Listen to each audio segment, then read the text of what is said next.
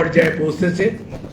এটা পুষ্টির যে মাত্রা, এটা কতটুকু নিম্নতম পর্যায়ে পৌঁছেছে এবং সত্যিকার অর্থে আমরা বাচ্চাদেরকে যে আগে মায়েরা গোসলের আগে একটু তেল দিয়ে রৌদ্রের মধ্যে বসায় রাখতো, তারপরে গোসল করাতো, এই যে ভিটামিন ডি এবং আমাদের যে রোগ প্রতিরোধক বাড়ার জন্য ভিটামিন এ ক্যাপসুল ডিস্ট্রিবিউশন একটা আমাদের নিয়মিত কর্মসূচি ছিল সরকারের সব সময়।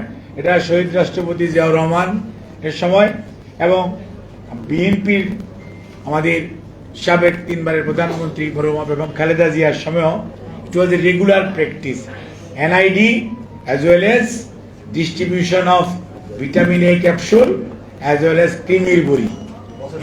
এইগুলো এভরি ইয়ার টয়েস এ ইয়ার 2 বার করে এটা ডিস্ট্রিবিউশন হতো। এটা কোনো দিনই কোনো অবস্থাতে বন্ধ হয় নাই। বাট যে কোনো কারণেই হোক আমি ওই দিকে তাকাতে আর চাই না, কারণ ঘটনা তো ঘটেই গেছে। আলোচনা সমালোচনা বা দোষারোপ করে আর তো ওই 400 জনকে ফেরত আনা যাবে না। আজকের পত্রিকাতেও দেখেন কোনো পত্রিকা নিউজ করেছে গত 24 ঘন্টায় 7 জন ইন্তেকাল। কাজেই এই বিষয়টি নিয়ে আমাদের যারা প্যানেল অফ এক্সপার্ট ওনারা অত্যন্ত সুন্দরভাবে, যদিও এটা ইংরেজি ভাষায় উপস্থাপিত হয়েছে, তারপরেও আমি মনে করি আমাদের মিডিয়ার ভাইয়েরা যদি এটা একটু পেপারগুলো সংগ্রহ করে বাংলায় একটু এডিট করে আপনাদের নিউজ করেন, তাহলে কিন্তু এটা আপনার সাধারণ মানুষের বোঝার জন্য খুব সহজ হবে এবং মানুষের মধ্যে আবার হাম নিয়ে অতি ভীতি ছড়িয়ে দেওয়া এটাও ঠিক হবে না। কারণ হাম তো আগেও ছিল এবং আমাদের বাড়িতেও ছিল, সবার বাড়িতেও ছিল, এবং আমরা ছোটবেলায় হাম হয় নাই এরকম এই ঘরে যারা আছেন তার মধ্যে আমার ধারণা যে যদি আমরা সত্যিকার হাম আর চিকেন পক্স এই 2 জিনিস ওতপ্রোতভাবে জড়িত এবং এগুলো আমাদের কিন্তু সবাই কারো না কারো এক্সপিরিয়েন্স আমার আছে। কাজেই এই অবস্থার মধ্যে আমার মনে হয় যে আমাদের সচেতন হওয়া ভালো, বা ভীতিকর কোনো পরিস্থিতি সৃষ্টি করা আমাদের যাবে না। মানুষের মনোবলকে ধরে রাখতে হবে।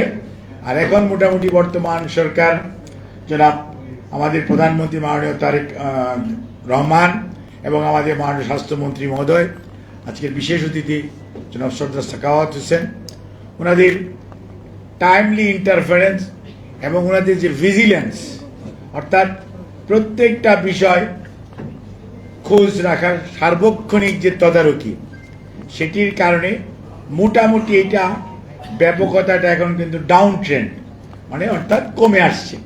এবং এই কমে আসাটাকে একদিক দিয়ে ভ্যাকসিনেশন স্টার্ট হয়েছে, একদিক থেকে অ্যাওয়ারনেস বেড়েছে এবং তাতে আপনার 2টা লাভ হয়েছে।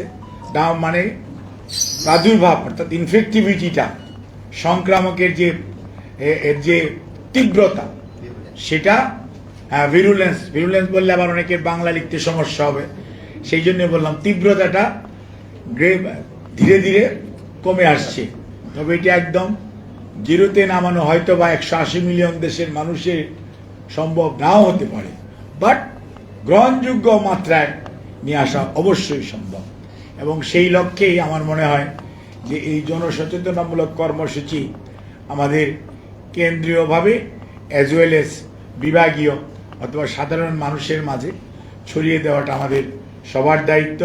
আপনারা যেমন আপনাদের দায়িত্ব পালন করছেন, এবার কিন্তু আপনারা দেখবেন যে কথাটা স্বাস্থ্যমন্ত্রী মহোদয় বলেছেন, media both print and electronic media, ওনারা কিন্তু আম সম্পর্কে মোটামুটি প্রতিদিন এটা কন্টিনিউয়াসলি কিন্তু ওনারা এটার প্রাদুর্ভাব এবং এটার কতটুকু আক্রান্ত হচ্ছে, কিভাবে এটাকে কোনো জায়গায় ল্যাপস অ্যান্ড গ্যাপস আছে, কিছু দুর্বলতা আছে সেবার, সেগুলোও কিন্তু উঠে এসছে।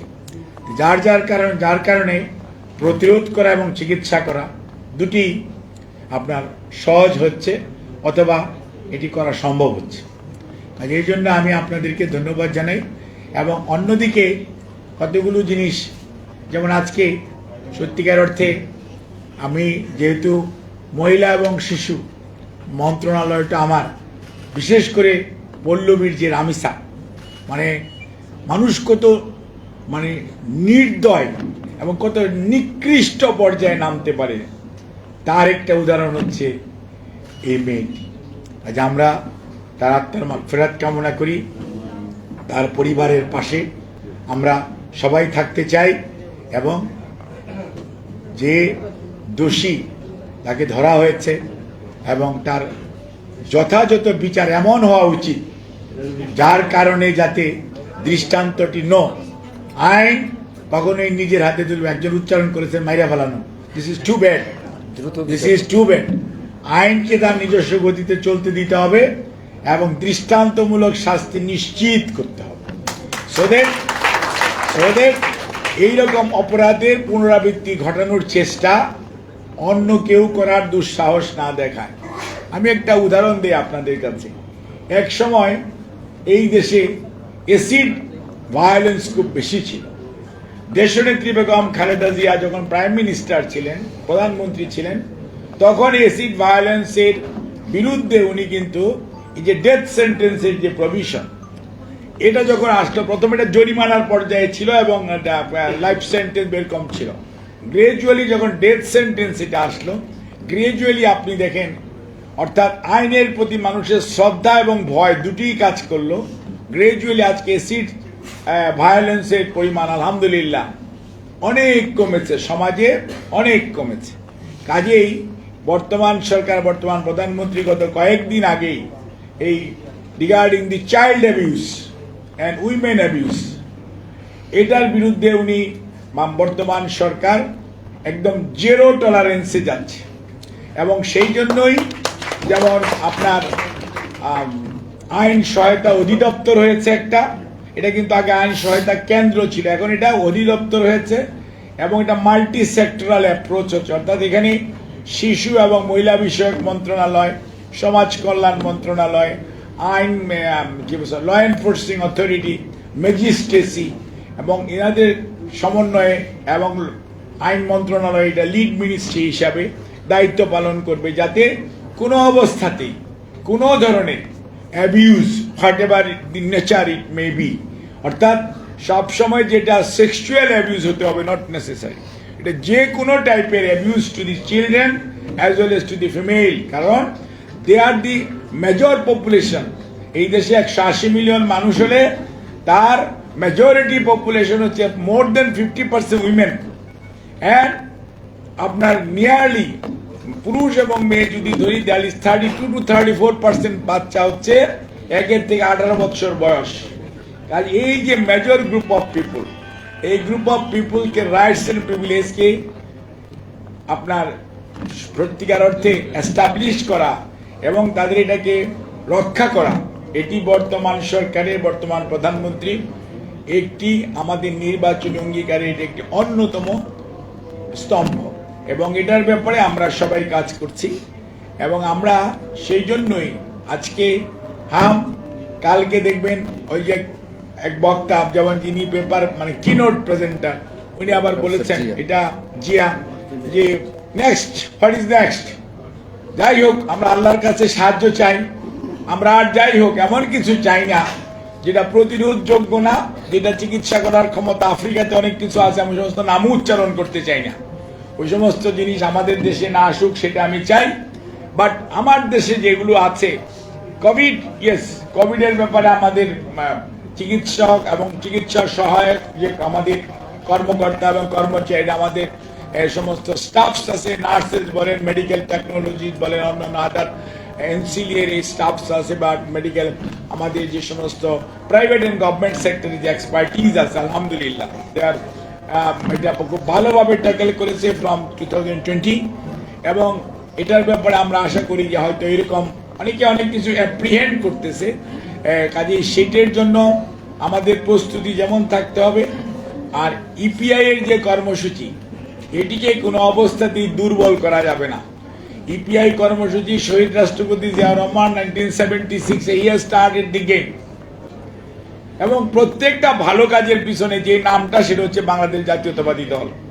এবং সমস্যাটা হলো কি, এই কথাটা আমরা বলি কিন্তু বলবেন কি, বাস্তবতা তো এটাই যে বাংলাদেশের জন্য যত ভালো কিছু, তার সাথে যে মানুষটির নাম জড়িত তার নাম শহীদ রাষ্ট্রপতি জিয়াউর রহমান বীর উত্তম, আর যেই দলটির নাম জড়িত সেটি বাংলাদেশ জাতীয়তাবাদী দল, তারই ধারাবাহিকতায় দেশনেত্রী বেগম খালেদা জিয়া আর তাদের যে যোগ্য উত্তরসূরি জনাব তারেক রহমান। আপনি দেখেন আজকে আমাদের বয়স 96তম দিন এই সরকারের, 96তম দিন। আমরা কিন্তু আমাদের দিন দিন হিসাবে কাউন্ট করি, মাস হিসাবে না, যে আমরা কয়দিন কি করলাম। এবং আমরা আমাদের দায়িত্ব জনগণ যেটা দিয়েছে এটার মধ্যে মাননীয় প্রধানমন্ত্রী যেমন সচেতন, ওনার মন্ত্রিসভা বলেন, ওনার সকল পরিষদ অর্থাৎ দল বা ইটসেলফ, আমরা ভেরি মাচ কনসার্ন যে আমরা আমাদের দায়িত্ব যথাযথভাবে পালন করতে চাই, কারণ আমরা ওই রাস্তা থেকে জনগণের সমর্থন নিয়ে উঠে এসেছি। কাজে আমরা জানি আমাদের শেষ ঠিকানা ওই জনগণ। কাজে জনগণের দুঃখ দুর্দশা লাঘবের জন্য এবং তাদের কষ্টের সময় তাদের পাশে থাকা যেই দল সেই বিএনপি। কাজে বিএনপি মানুষের প্রতি দরদ আছে, দেশের প্রতি দরদ আছে। অতীতে বিএনপি সবসময় সেটি প্রমাণ করেছে, আজকেও বিএনপি সেটি প্রমাণ রাখতে চায় এবং রেখে চলছে। আপনাদের সবাইকে ধন্যবাদ। আল্লাহ হাফেজ। বাংলাদেশ।